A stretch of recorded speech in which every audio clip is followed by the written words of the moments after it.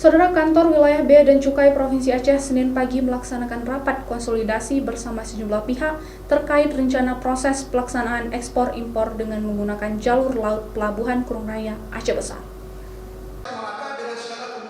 Sejumlah permasalahan masih dikeluhkan oleh sejumlah pengusaha di Aceh untuk mengirimkan barang mereka ke luar negeri dengan memanfaatkan Pelabuhan Malahayati Kurung Raya Aceh Besar, seperti terkendala harga dan jumlah barang yang akan dikirim.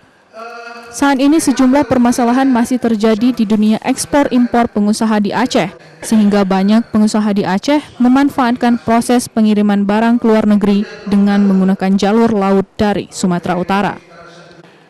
Salah satu petani atsiri di Aceh mengaku sudah sejak 2 tahun lalu melakukan pengiriman ke luar negeri melalui Sumatera Utara, dikarenakan biaya yang lebih murah serta dengan beberapa pertimbangan lainnya. Kita punya beberapa pelabuhan yang bisa melakukan ekspor langsung. Kita punya Malahayati, kita punya pelabuhan Kerungguku, kita punya pelabuhan di Calang juga. Tapi tidak efektif karena biayanya terlalu besar. Nah, kita sebagai petani, ketika kita compare dengan pelabuhan Belawan, pelabuhan di Medan, itu jauh lebih murah. Kepala Kantor Wilayah Direktorat Jenderal Bea dan Cukai Provinsi Aceh meminta sejumlah pengusaha untuk berkonsolidasi atau secara bersama-sama melakukan pengiriman ke luar negeri, sehingga dapat memangkas biaya pengiriman serta sejumlah kendala lainnya jika dilakukan pengiriman secara bersama-sama.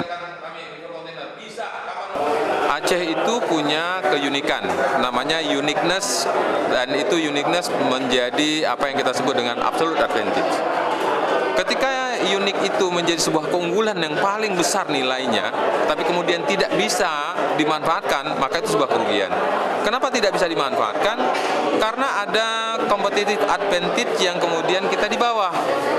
Jadi competitive advantage itu, kita tidak bisa memberikan nilai tambah pada keunikan yang dimiliki. Kegiatan ini nantinya diharapkan dapat memberi jalan bagi para pengusaha, baik dalam bentuk kecil maupun besar, agar dapat memasarkan produk-produk mereka ke luar negeri. Sehingga peredaran dan perputaran ekonomi di Aceh juga akan berjalan lebih efektif di tengah-tengah masyarakat. Syahril, Kompas TV, Banda Aceh.